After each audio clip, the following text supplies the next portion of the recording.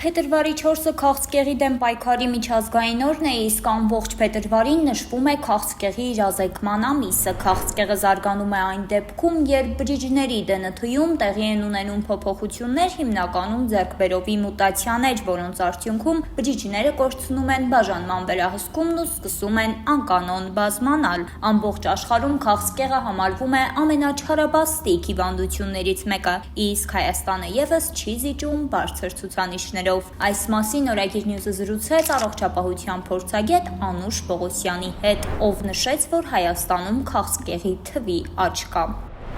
Հայաստանի Հանրապետությունում քաղցկեղի աճը,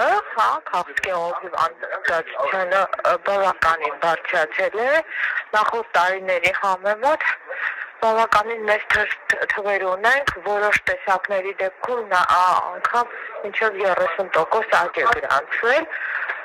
ինչը կապված է բազմաթիվ ուրեմն գործոնների հետ, այսպես ասած, լավ բանը, որ սրա մեջ կա այն է, որ ախտորոշիչ տեխնոլոգիական մոտեցումները ավելի բարձր են, այսինքն ավելի վաղ ախտորոշում է լինում, որի արդյունքում մենք չենք ունենում, այսպես ասած, բարձի թողի վիճակները, արդեն մետաստազի փուլում հայտնաբերումը,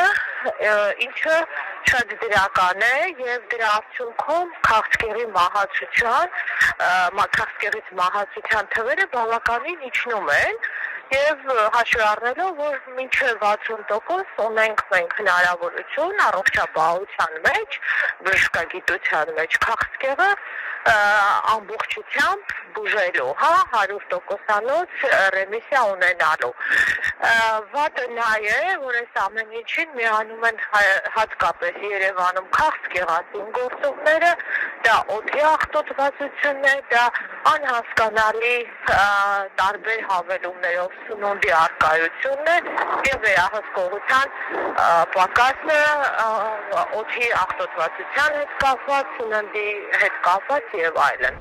Նշենք նաև, որ Հայաստանի Հանրապետության առողջապահության նախարար Անահիտ Ավանեսյանը Facebook-յան իր էջում օրվա խորհրդով գրառում էր կատարել, նշելով, որ այս հիվանդության առնվազն 40-ից 60%-ը հնարավոր է կանխարգելել, իսկ բազմաթիվ տեսակներ վաղ փուլում հայտնաբերելու դեպքում լիովին բուժել։ Քնարիկ Սահակյան, Օրագիր Նյուզ։